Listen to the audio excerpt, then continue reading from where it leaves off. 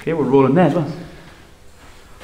So, welcome to Grapple Fit, and we're here with the main man himself, Mr. Grapple Fit, Barry Gibson. How do you do, folks? This is the new facility. Just a quick introduction of, this is the first day of the whole facility, the setup. It's not quite finished yet, but things are going well, and it's going to be up and running very, very soon.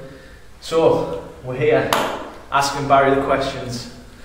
It's his turn to be asking the questions now. So, yeah, we're flipping it around on its head a little bit today, folks. I'm going to go through an interview. Later on, I'll be revealing the top 3 mistakes that fighters make in their MMA training, in their fight conditioning. Any combat athlete can be guilty of these mistakes. But first of all, I'm going to hand you back to my intrepid interviewer. Yeah. Who's got some questions to give me a severe grilling for your benefit. So basically, a lot of people asking, how did you get involved in the sport? What drew you to the sport? Why did you want to get involved with the sport? I've been involved in combat sports most of my life. I've done judo from the age of 6. And then, sort of skipping ahead a few years, I went through a bit of a Bruce Lee phase and did some kung fu and stuff like that. But I always went back to judo and grappling type sports. And for most of my professional career, I've coached, trained or taught in some capacity.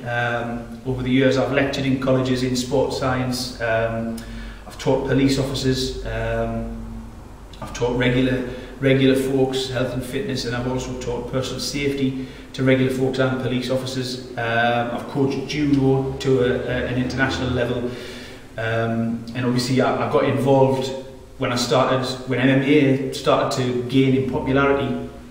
I started working with a few people in terms of judo competition, and then I moved in happily one day. I started working with Ross, and it's just gone on from there. It's snowballed from there, really. We've been working together now 3.5 years, haven't we? Going on 3.5 years, yeah. And it's it pretty much snowballed from the moment Ross entered the Ultimate Fighter House, and the rest is history from there, really, to be honest. I got my first premises, and as Ross said at the beginning, we've moved and we're on to bigger and better things now. I've got more space to torture people, which is always a bonus. But in terms of how I got started and what got me interested, I've always been fascinated in the mechanics of the human body and what makes a fighter a better fighter. And generally in a lot of areas, a lot of combat sports, I mean, skills can be equal, and once skills are equal, then you're looking at strength and conditioning levels that are going to be the deciding factor. And that was what sort of drew me to that, you know, constantly trying to better my performance, and then that in turn translated to the athletes that I train, like yourself and the other guys that come here. So now you have quite a few fighters, not just mixed martial arts fighters, you have boxers and other athletes from other sports. You've now taken on rugby guys. And why do these athletes who are competing at a high standard, why are these athletes come to train with you? To be honest, what I offer is, and it's a cast iron guarantee really, that I can dramatically improve an athlete's performance. The combat athlete themselves, I mean, I work with judo players, boxers, MMA fighters and wrestlers. So they have a common theme in that they're a combat sport, but I also think rugby links in quite nicely with that. I can improve an athlete's strength, I can improve an athlete's explosiveness, and I can improve an athlete's gas tank, if you like, and make them stronger, fitter, faster, for longer. That's the key thing. We can all be strong and fit and fast, and there's gyms everywhere, people can train hard and do what they need to do. But the key thing is being able to do that over a protracted period. Once it's over a lengthy period of time, that's when fitness tells, and that's what I try and provide. And I make that a guarantee that at Grapple Fit, you won't ever find any workouts that it never gets easier here, does it? It just... No, I believe it doesn't. 3.5 years now, I've been paying the price. Why I keep coming back, I don't know. It's true. And I said that to you from day one, didn't I? The workouts never get easier with me. What we always do is we're pushing the boundary constantly. But where you notice a difference, I would imagine, is hard work, sparring. Yeah, you know, all the time. I mean, from day one of camp to coming up to fights. I noticed the difference from where I've come from, you know. But now that I've been training with you for like 3.5 years or so, each camp I start off a better Ross Pearson, you know, and I get to the end of a camp and I'm the best Ross Pearson that I've been, you know. And like I say, the hard work in here, what I put in here, and the time and effort what I put in, I get fitter, faster, stronger, and all that lays over to coming into my techniques, and my boxing, my pads, and my Muay Thai, my Jiu-Jitsu, my wrestling, all benefits from being fitter and stronger. That's the thing. I you know, there's lots of things I could guarantee, and you know, a lot of trainers make these outlandish claims and stuff. I never do. The basic one is, if you put the work in, you get the benefits out. It's as simple as that, you know. There's no science to it, there's no rocket science behind it, it's just simple, plain hard work, you know. So, like you say that I say it quite a lot, I see new guys coming in the gym quite a lot, new guys come, new guys going. I see a lot of mistakes, you know, I see them making mistakes.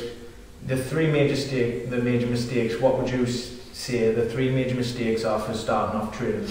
In strength and conditioning terms, in terms of strength and conditioning, there are 3. There's probably more, to be fair, but the big ones, ones that really get up my nose are.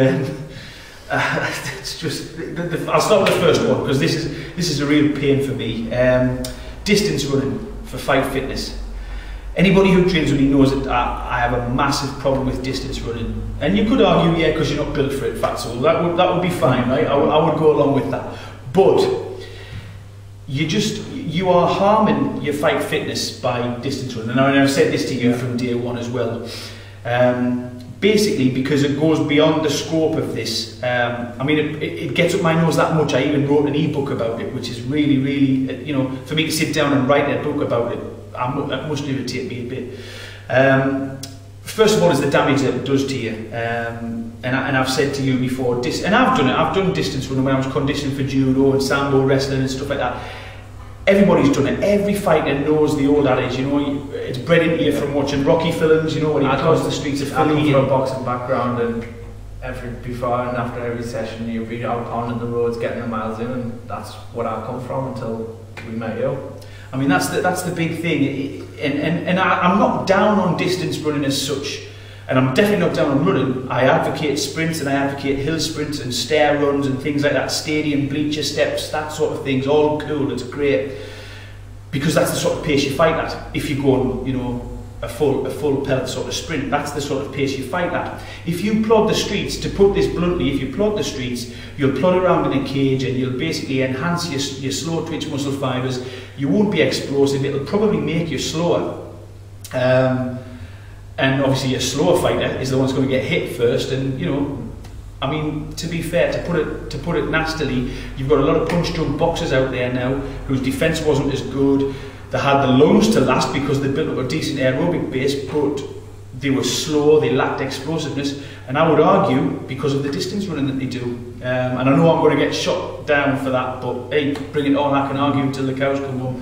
This is one of those things that I've proven it with yourself, I've proven it with boxers also. I've got 2 pro boxers that I train. Distance running does harm you. These guys can go out for a recreational recovery run. I mean, I know you take the dog out, don't you? Yeah. You go for like a nice distance run, stretch your legs. Just and like I say, it's not even a fat burning run. It's just like I say, just something where it's always going to be inside. It's just to go out and I enjoy just going out and do, I don't know, 3.5, 4 mile run. And I enjoy taking the dogs. You know, I don't benefit from doing it. I don't see any benefits from doing it. I just do it because I enjoy it. Yeah, it's just, I mean, and if you were going to be active, then fair enough, do something like that. Pick your surfaces that you run on, pick yourself some decent footwear, do some trail running, you know, so you're up and down, any undulating terrain, that type of thing that spikes your heart rate in terms of intervals is all good. What I disagree with strongly is that pounding the streets at the same pace, that's where you're taken away from your fight fitness. And the other thing, from the other side of it, in terms of the health of your skeleton, your ankle, your knee and your hip, okay, take the brunt of that stress, and what happens is there's 2 to 4 times your body weight going through those joint structures with every step. Now if you run 3 miles, that's a lot of pounding on your body, and if you run 5 miles, and I mean, one of the boxers I train, little Kirk Gullins, he used to run 5 miles 7 days a week. Now that's, you know, nobody needs to run 35 miles a week at all. he now does one sort of run like you on a Sunday, just so he's out and doing something really, stretching his legs, a little bit of a recovery run, oxygenating the blood, that sort of thing. But everything else is power endurance, fight circuit, strength work, and he's noticed a marked improvement in his explosiveness. Albeit boxing's on one level, I have Kirk doing a lot of similar drills to what the MMA fighters do in terms of level change and burpees, sprawling type drills, that sort of thing, a lot of plyometrics. And he's noticed a massive improvement, and he can still fight 10, 12 rounds if he needs to. So I haven't taken away from his aerobic base, but I've enhanced his anaerobic base and enhanced the power output, and that's the key with fighters. You need to be explosive. So that's one. That's one mistake. Am I already joking on number 2, or are you? Yes, you might as well go through that now.